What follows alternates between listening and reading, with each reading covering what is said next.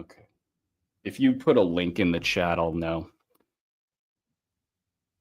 From January to mid-February, fantasy leagues are basically a reenactment of the last hour of Interstellar.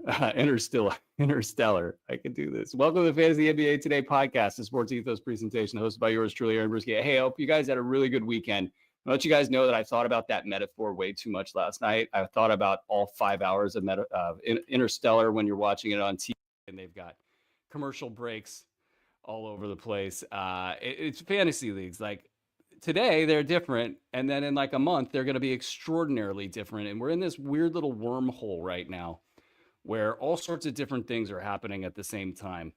You got the tanking teams, you've got teams that are trying to figure out what they are, you got teams angling for the trade deadline. I've been talking about this for a couple weeks, but it just feels like right now we're at that apex time of teams really getting after it and teams still just doing weird stuff. And then when we get onto the other side, past the trade deadline, past the All-Star break, it's just going to be different. It's going to be weird, and it's going to be like the ending of Interstellar. We don't know what that ending's all about, but we think it sort of made sense, just like this Open did. Anyway, hey, let's say hi to our sponsor.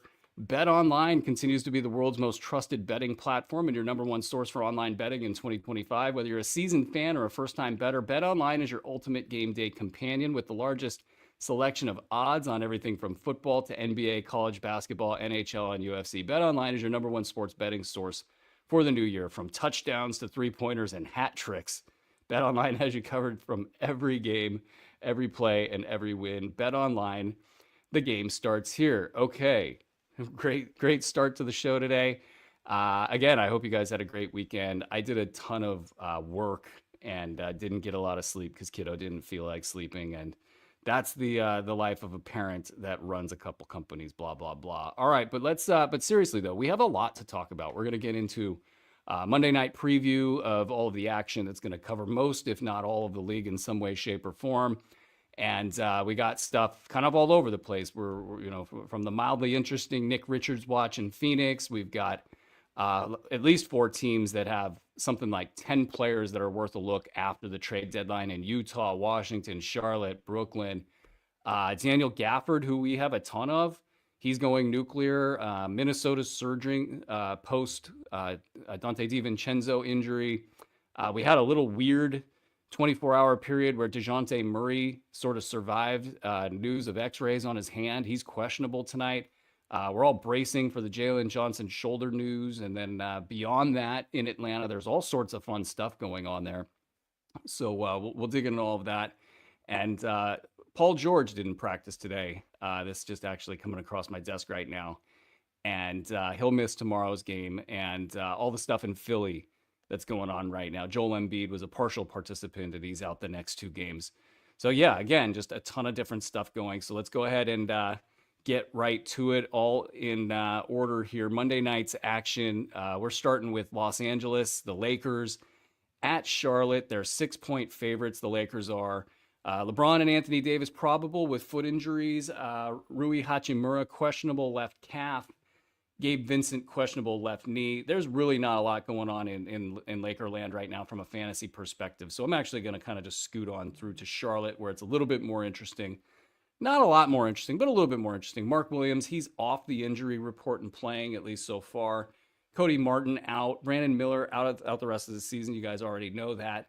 So basically, it's just LaMelo Ball, Miles Bridges, and Williams, and then the silly season stash guys after that. So let's talk about them for a quick second here. We've got Nick Smith Jr. is sort of risen to the top of my personal list. There might be some better options here, but at least with Nick Smith, it feels like this could be, he fits sort of the build of a player that might have fun during silly season. It might be a player that they would want to have on the court more rather than less. The efficiencies are an issue, but he's been getting in there lately and putting up some relatively poppy stat lines. So Nick Smith, Vasilije Micic, if I got that right, he is your assist guy anytime that LaMelo Ball is out.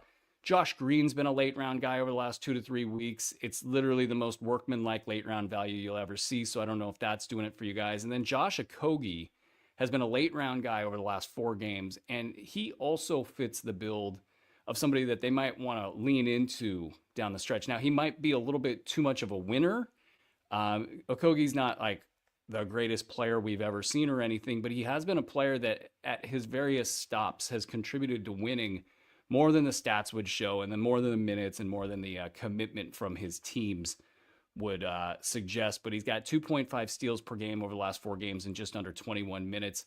He's going to be playing in a lot of games that don't matter. So who knows? Maybe the defensive stats will tick up a little bit. He's also had a little bit more offense than again has been reflected in the stat sheet and the minutes and all of that. So him landing in Charlotte's actually he probably is my second most interesting pickup here. Micic, anytime we get the LaMelo Ball ain't playing the rest of the season news, and no, I don't know anything there. It's just being salty about the last 2 seasons for him, and also realistic. Charlotte doesn't have anything to play for, and they're already going through the pacing motions with guys questionable in bulk, and they have all of the hallmarks of a tanking team. So that's your Charlotte update. This next game, it's the big narrative game for my Coach of the Year award. I noticed that at least on my book account that I use, I'll put it that way, they don't have any odds up, or haven't had any odds up for a couple days on Coach of the Year. They're currently offering me money to take back my 52-1 bet on JB Bickerstaff, and I said no,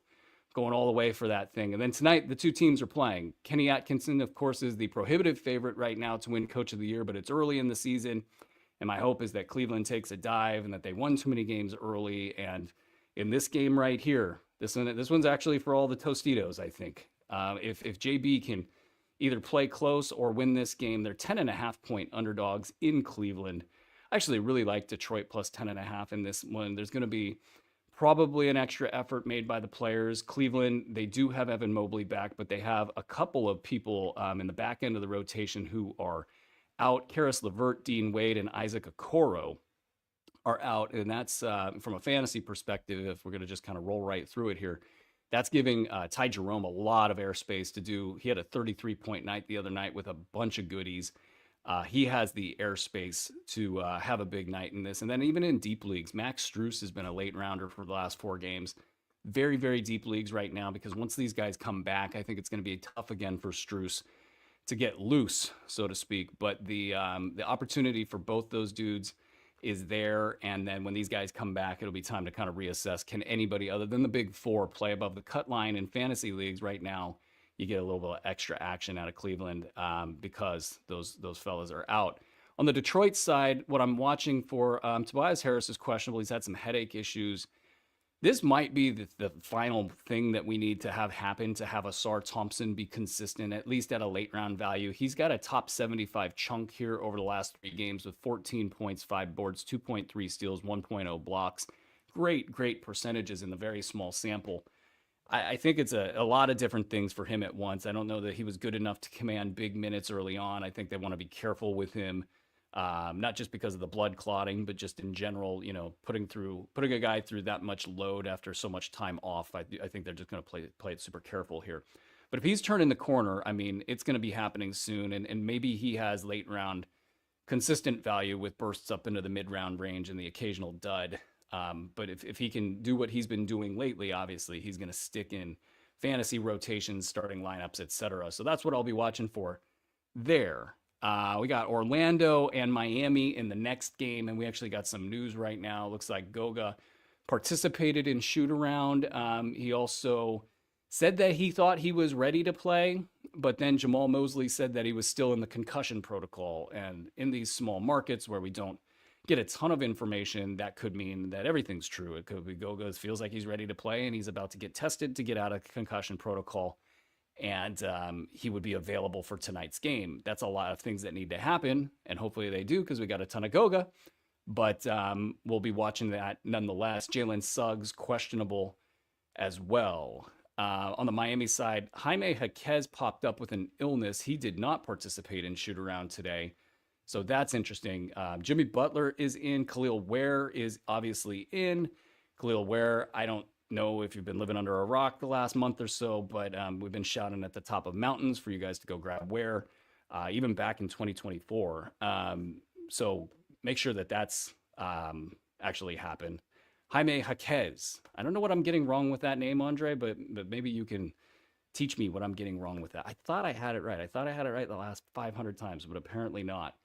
Also, Miami's super interesting right now because not only do you have the Butler situation, which is dominating the news on the reality side, and even in fantasy, in the fantasy world, it's absolutely an issue in Miami. And then you have Khalil, who's doing his thing. Then you got Nikola Jovic, who's been awesome lately. You've got Bam Adebayo slumping lately. So that's been weird. Tyler Hero's back in the lineup after dealing with a groin issue. So maybe things normalize as a result of him kind of settling back in. But then you got Duncan Robinson and Jaime Jaquez. They're kind of waiting their turn right now. Duncan's been great over the last couple weeks. He's been a mid-round guy. Jimmy's been out most of that time. And then Jaquez has slowed down over the last week. But if Jimmy's not going to be there and Miami decides to turn the page and play some of their young guys and play some of their other core, these two guys, Duncan and Jaime, they're going to be the ones that step into the void. And Robinson can be a mid-round guy, and Jaquez can be a late-round guy with mid-round upside if things break the right direction. And it doesn't hurt that Terry Rozier in this team configuration, whatever, just isn't getting it done. I don't know what's going on with him.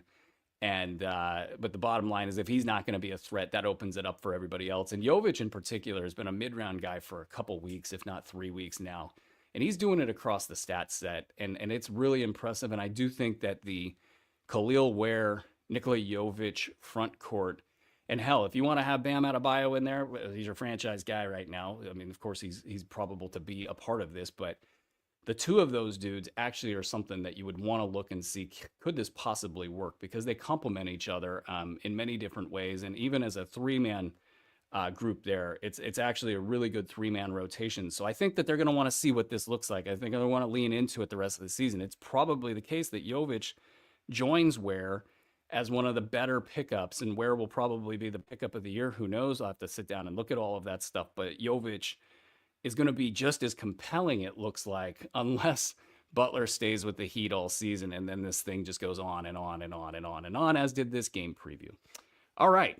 If you guys, before we get into these next few games, if you guys want to get connected and make sure you're not missing any of our free content, as well as help us continue to make bigger and bigger cash investments into the fantasy industry, help us out. If you're watching on YouTube, drop a thumbs up on this video. That helps us out a ton. If you're watching on Twitter, give us a follow at Ethos Fantasy NBA. And if you're listening on the pod feed, please shoot us a 5-star review.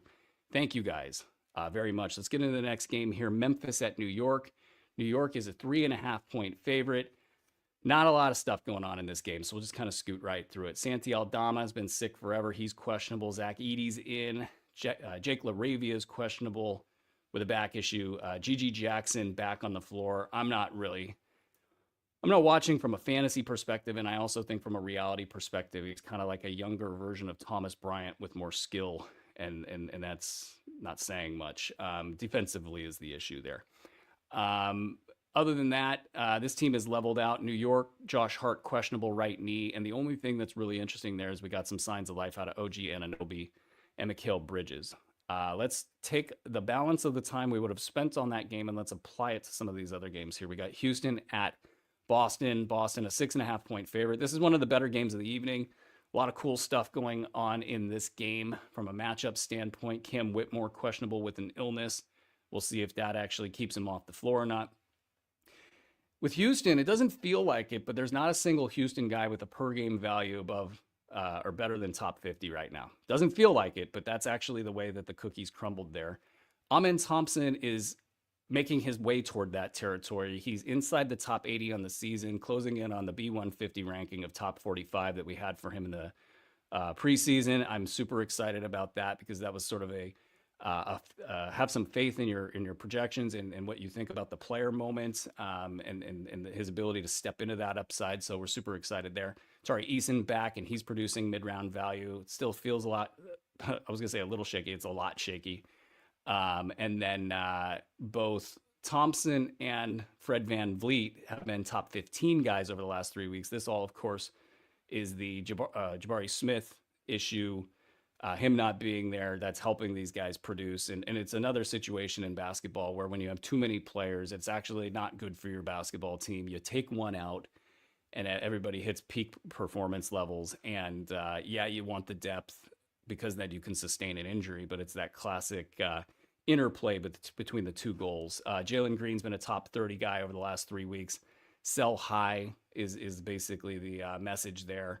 No matter what you think of him, if you think Jalen Green is super skilled and that he would do great on a different team and that he's this really, really good basketball player, I'm kind of with you in many respects there. It's just once Parker gets back, it's going to be back to where everything was before. And then the question will be, has Amen Thompson done enough to reestablish or earn his 30 minutes per game, even when everybody's back? And when that happens, who's getting cut?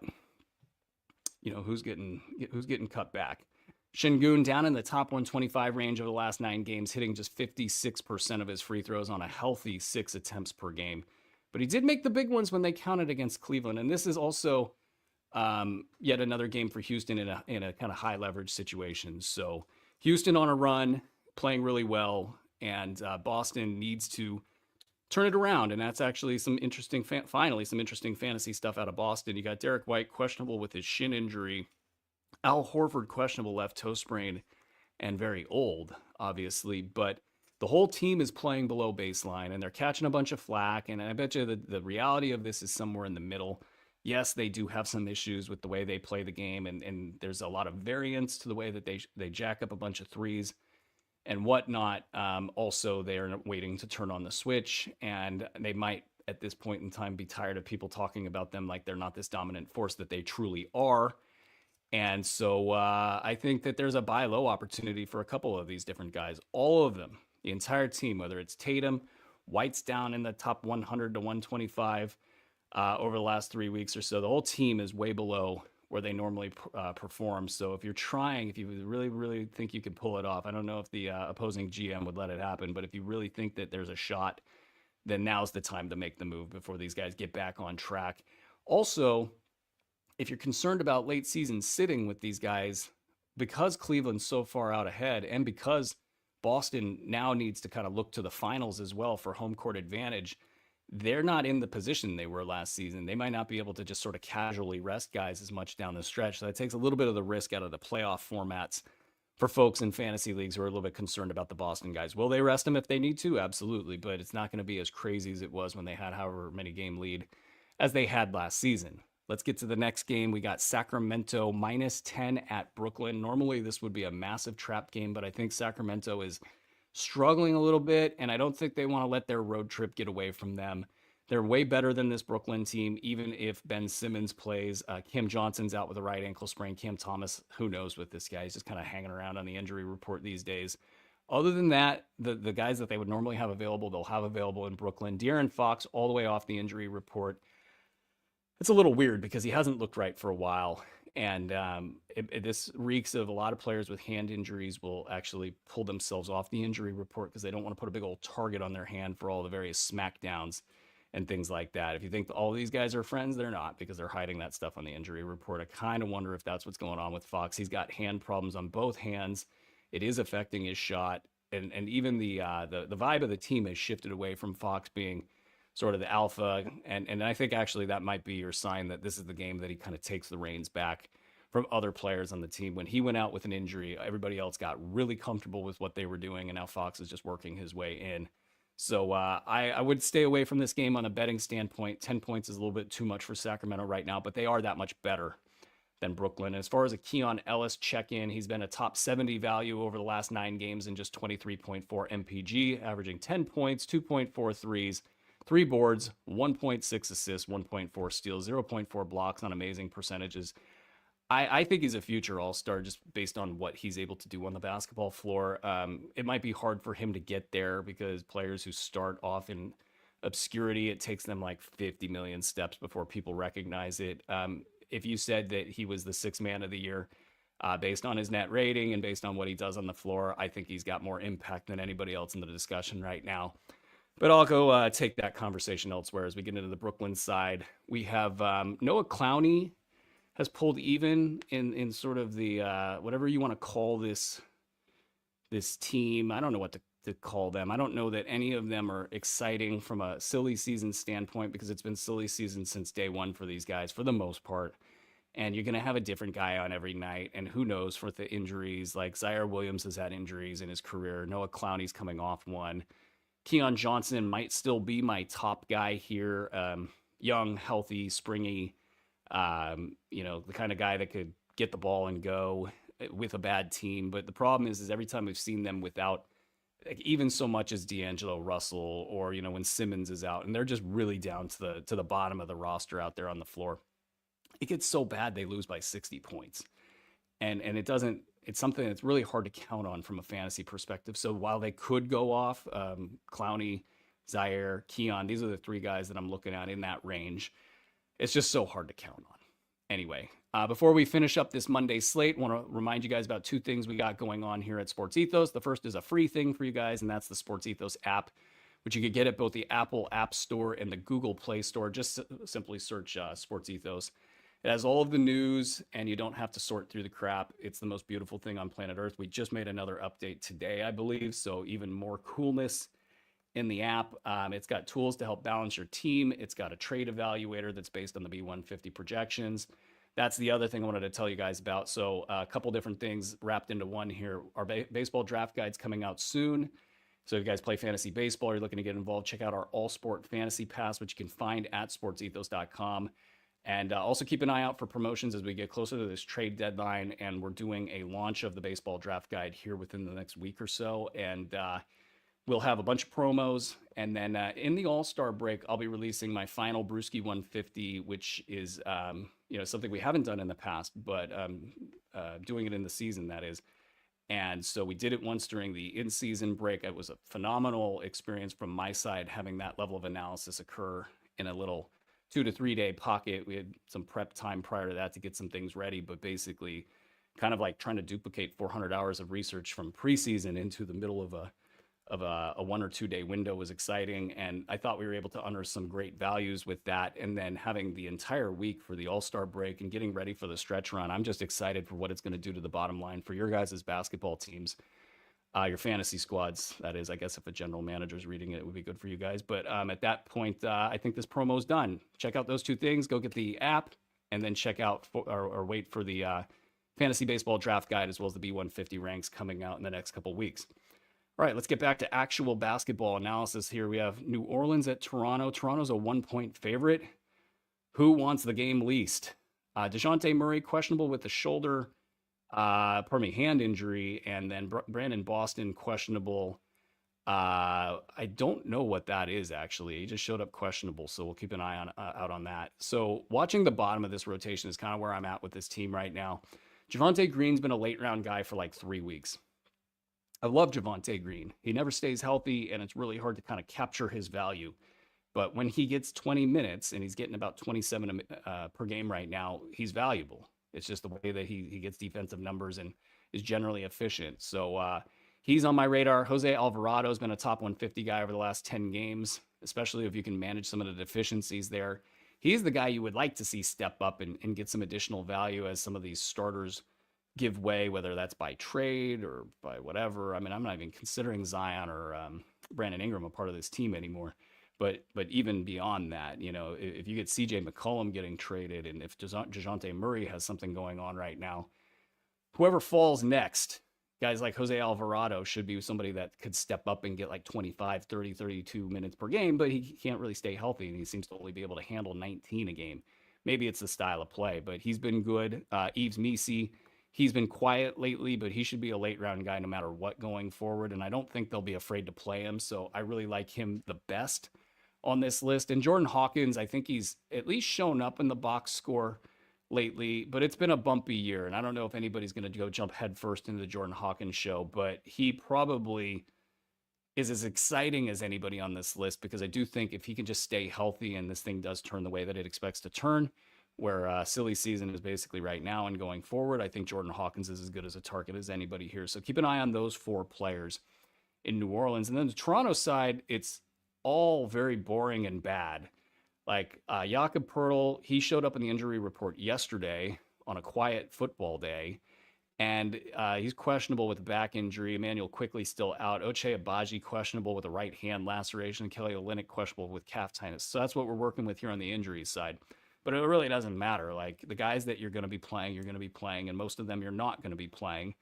The only thing I'm interested in here right now in Toronto is Chris Boucher. He's just got the weirdest pre-trade deadline push I've ever seen. It feels like 65% shooting from the field over January, and he's taking a ton of shots for his 19 or so minutes per game, and he's hitting all 55% of his three-pointers. So he's taking a ton of threes, and he's making a ton of threes, and he's just taking shots and making shots right in advance of the trade deadline, where he should be dealt.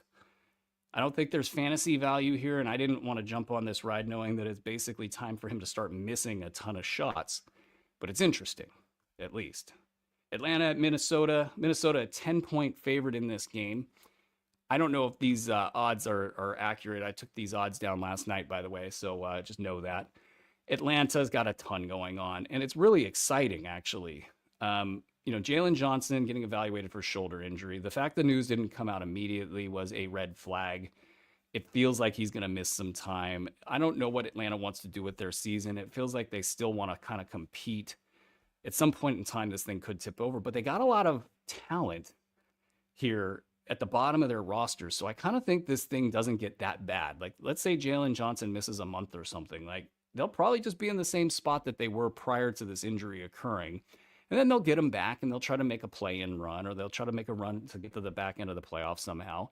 And it'll be fun. It'll be fun to watch. I like watching Trae Young with a bunch of vertical rim threats. And that's what he's got there. And you got guys that complement him. A lot of defensive players that can take the sting out of his inability to defend, Trae Young, that is. So they're just a good, kind of nicely situated team also for fantasy. A lot of big producers, Dyson Daniels with his big year, etc. So anyway, Trae Young out with a hamstring issue. The guys over at Ethos Hawks had that thing sniffed out a mile away. Watch out for their podcast. It's actually really, really good. I'm very happy with what those guys are doing. DeAndre Hunter, questionable with an illness. He's been struggling a little bit lately. Larry Nance, questionable with a hand injury. It felt like he might be just back, but now he's questionable. So I don't know if he or Clint Capella are going to kind of maybe take every other game off as they figure out what they're going to do with Capella before the trade deadline. But it's very much Onyeka Okongwu's show. Who knows? Maybe he'll go crazy the rest of the season. He's been an early round guy lately for the last couple of weeks, just doing all the things you always wanted Onyeka Okongwu to do. And we've seen this before, guys. We've seen 2-week stretches from Okongwu where he's been productive like this, and then they get followed up with a disappearing act, maybe having to do with scheme, maybe having to do with inconsistency, who knows. And it really looks like he'll go crazy the rest of the season, and that's probably a good reason to sell high right now. If you lose that bet, I think you can kind of live with it, just knowing what he's done in the past.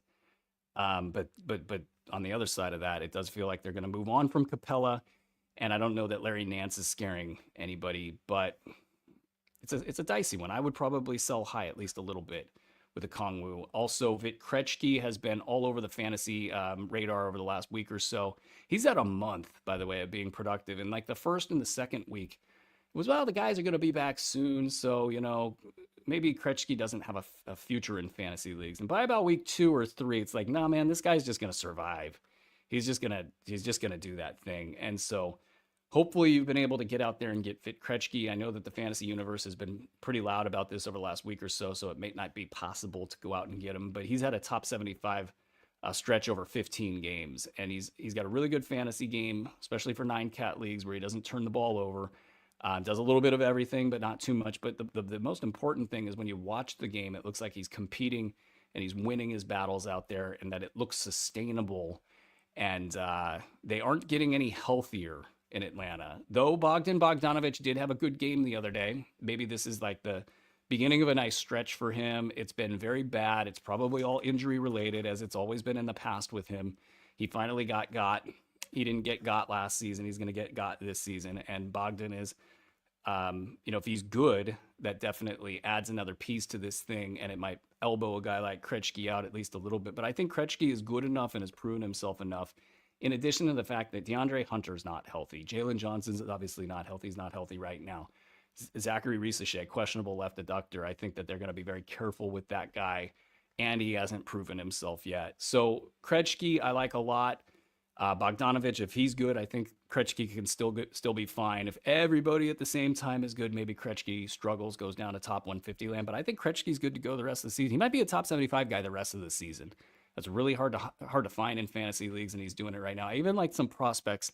Keaton Wallace and Daquan Plowden have been great. And if guys are completely injured and these guys are starting in a one-game sample, I think you could take a shot there, and you might get something really, really good. Oh, Garrison Matthews. He's also really, really good. Not really, really good, but he's good when guys are out and he can get you late round value. I should have said it that way the first time, but I didn't. In Minnesota, interesting stuff. Another situation where when you give everybody enough shots to go around, people play well. DiVincenzo, he's going to be out for like 3 weeks at minimum. All-Star break, reassess and see where he is kind of my vibe with this toe injury, and that's the right way to play it. And then in terms of surgery, I don't know if he's out of the woods with that, but if they didn't decide to do it early, I'd say it's a pretty good chance that they're probably not deciding to do it at all this season. But, he probably wants to play, and Minnesota knows that he needs to play for them to do anything, so they're probably keeping their options open. So I think I was willing to drop Dante in a lot of spots this last week, and it sucks because if he comes back in 3 weeks, he's established himself and he's going to be a late round with a mid-round upside kind of a guy. And basically, I'm just resolved to try to go get him back as we get closer to the end of that timeline. But in the meantime, Naz Reid's going to go nuts. Jaden McDaniels has been going nuts. I think McDaniels late round at worst, while this configuration is the way that it is. Naz Reid's probably mid-round the rest of the way. He's been a top 30 guy lately. Mike Conley back in the top 100 to 125 range in just 24 minutes per game over the last 7 games. I think it's safe to say that Mike Conley's a late round guy, at least until the DiVincenzo stuff sorts itself out. And Conley might get hurt, but 24 minutes a game, they can hide him. He can stay healthy. I don't really see a lot of risk for Conley in this situation. They need him right now. They all know that he's needed.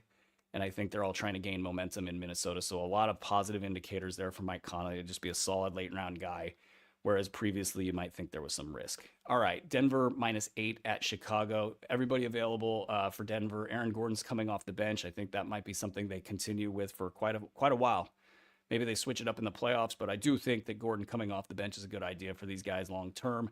Christian Brown's been the most recent beneficiary over the last couple of weeks. He's been a top 75 guy. I think it's just, again, the fact that there's better distribution of minutes, better distribution of usage, lower minutes in general for Aaron Gordon. They seem to kind of coalesce around an offensive strategy that includes Christian Brown in it. And so maybe he will be a more solid late round guy with the mid-round upside that he's morphed into over the course of the season. And that's good. We were questioning whether he could be a late round guy given some of his stat set deficiencies. Other than that, not much cooking there. Chicago, Kobe White, ankle. Probably looking at the other side of the All-Star break there. So that lets Josh Giddey, Lonzo Ball, Ayo Dosunmu each have really good bets for late round value for the next couple weeks. And then Jalen Smith's really the only intriguing guy there, unless you're waiting on Matas Bacelis, which I'm not in most formats. Jalen Smith, if it doesn't happen in a post Nick Vucevic trade scenario here in Chicago, it's never happening for Jalen Smith. But there is something there. And he has had some flashpoints this season. So I don't want to say he's dead in the water because he's not. Washington at Dallas. Dallas, a 12-point favorite here. I think that's a lot of points for them to cover. So I'd probably stay away from this game. It's the Kyle Kuzma trade showcase show. And that means Washington's going to be just terrible the entire time because Kyle Kuzma's really, there's a good basketball player in there. We've seen stretches of it. It's just his style of play is just terrible, and the Washington situation just feeds that, and it makes it 10 times worse. But they're showcasing him and Jonas Valanciunas. That's the story there. And what's going to happen is guys like Bilal Coulibaly, Bob Carrington, especially these two guys. These are the two guys that are on most of the rosters right now. They're going to struggle. Justin Champagne's probably been dropped in a lot of situations. He's going to struggle. Keyshawn George, he's going to struggle. But once the showcase is done and the trade deadline is passed, those are the 4 players that I would want. Bilal's a must roster guy in my opinion. Carrington, depending on your stat set needs, that becomes very, very important. And then Champagne's a big per minute guy. He's shown flashes in the past. It's more of a lottery ticket, kind of a stash kind of a deal right now. Not going to be productive probably for the next 2 weeks. Justin Champagne at all, like maybe out of the rotation kind of stuff, but just kind of keeping an eye on what you can do after the break. He's a big piece of a good stash strategy right there. And then even Tristan Vucevic, the few minutes that he's been able to play this season, he looks like a guy that can actually be something decent at the NBA level, especially today's NBA. He's looking a little spry out there. So I got Vucevic stashed in a couple places and pretty happy about that. On the Dallas side, so Luka's coming back sooner rather than later. That that's going to come, and we'll deal with all of that when that happens. But we've got a couple weeks here at least where Luka's out. Derek Lively, he's a drop unless you got an IR slot or two. Najee Marshall out for this game with an illness. Maxi Kleber out for the season with a broken right foot. Dwight Powell's been out. Olivier Maxence Prosper has been on the floor. He's spry.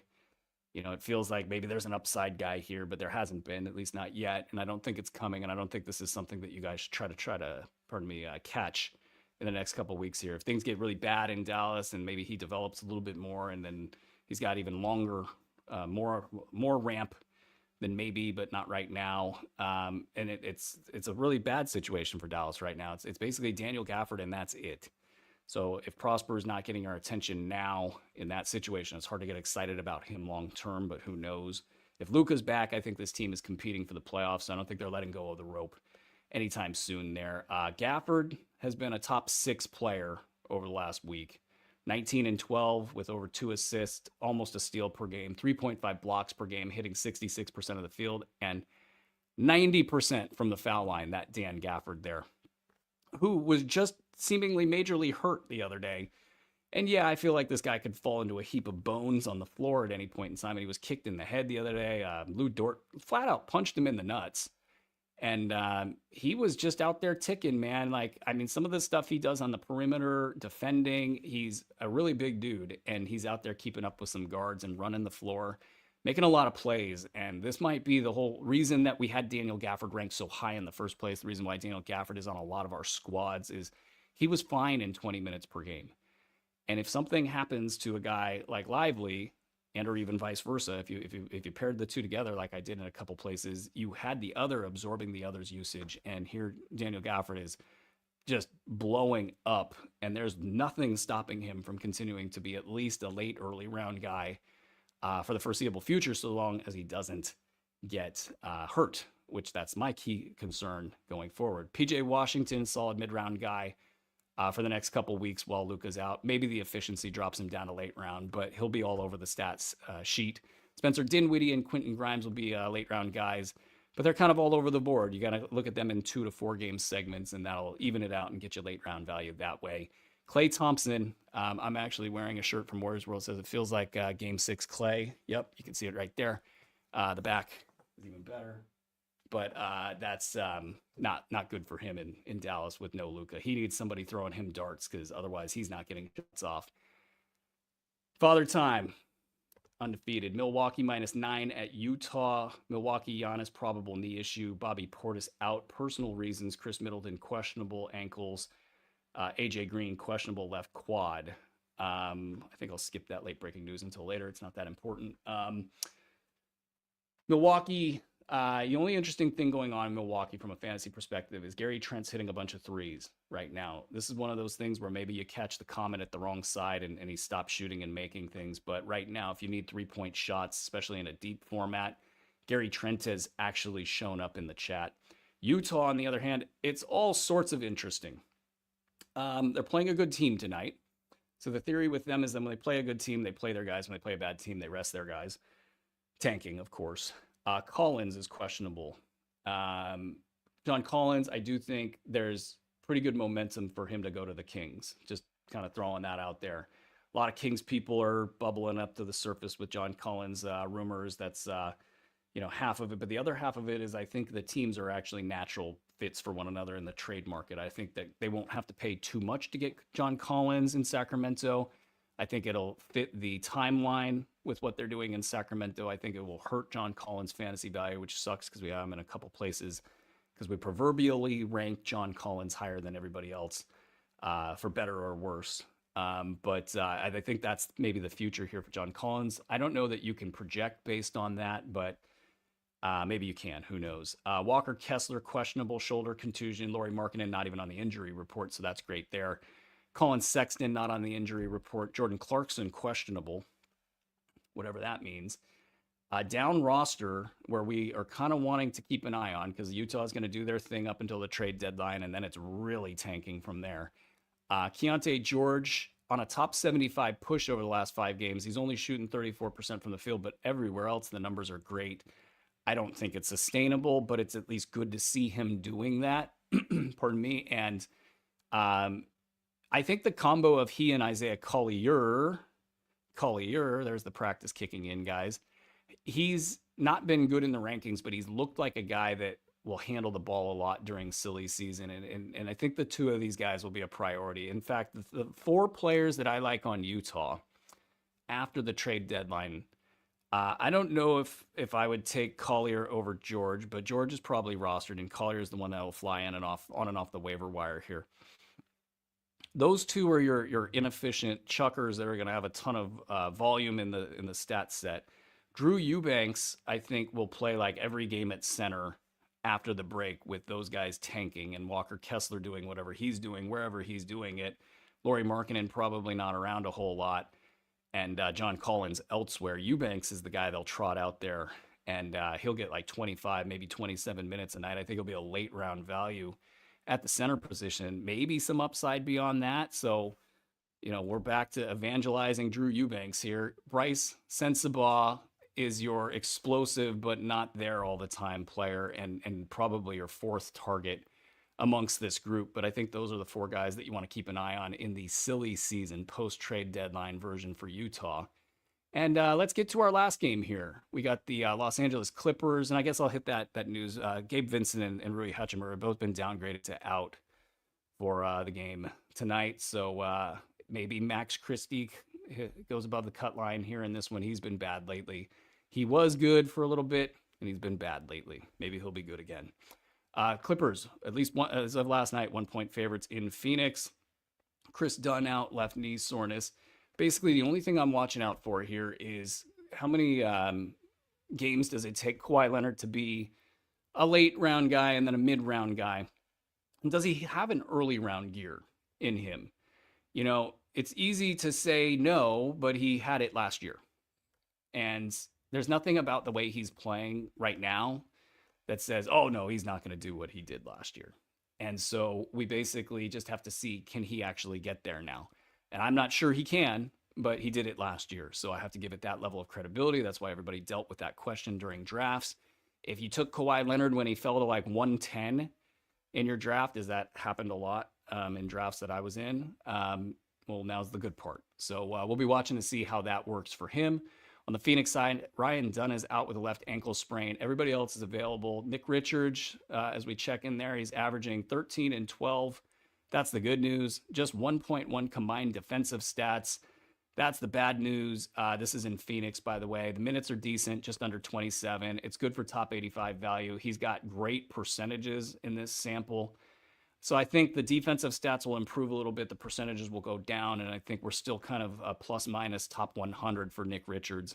Probably not what folks were hoping for, but maybe there is some upside there. It just kind of depends on if they can cut him loose for blocks, which is what we've been talking about forever. Maybe he just doesn't want to block shots. Tyus Jones had a little bit of an ankle tweak at the end of Saturday's game. He left with 3 minutes to go. Now, nobody's talked about it today, and they've actually talked with Tyus. So I think if he was not playing or if it was a big deal, there would have been some discussion about it. So file this under your normal garden variety ankle tweak in an NBA game. Maybe it grows into something more, but at this point, it's just something to watch. Grayson Allen's been a late round producer lately. Royce O'Neal's been the guy out of the mix. He's been off the board for the most part. Maybe this is Nick Richards plus Grayson Allen being fully healthy equals Royce O'Neal taking a back seat as he gets healthier. So Royce O'Neal's the odd man out right now. And that's going to do it. Thank you, everybody. Thanks, Andre, for putting this show together. I know we've had some technical issues today, and good job rolling with the punches there. I want to thank you guys out there for listening, participating, your questions, your feedback, and keep letting us know how we can continue to build this platform out in a way that serves you guys best. Make sure you guys are hitting the subscribe button and the thumbs up button so you guys can stay connected to all the content that we're putting out here at Sports Ethos. Follow us on all social media platforms at Sports Ethos, at Ethos Fantasy NBA, and go download the app. It's free and it's amazing. It's the best thing I got cooking right now on my day to day as I try to get efficient over here. Again, thank you guys for your support. Also, the trade deadline show. How could I forget? That's on February 6th, about 9:30 a.m. Eastern time. So up nice and early. Rick Camlin will be hosting. We got a ton of guests. It's going to be great fun as we watch and hopefully something happens. But it's been great fun in the past, so hopefully we will see you guys there. This has been Fantasy NBA Today, and this episode was presented by Bet Online. Until next time, ladies and gentlemen, be well.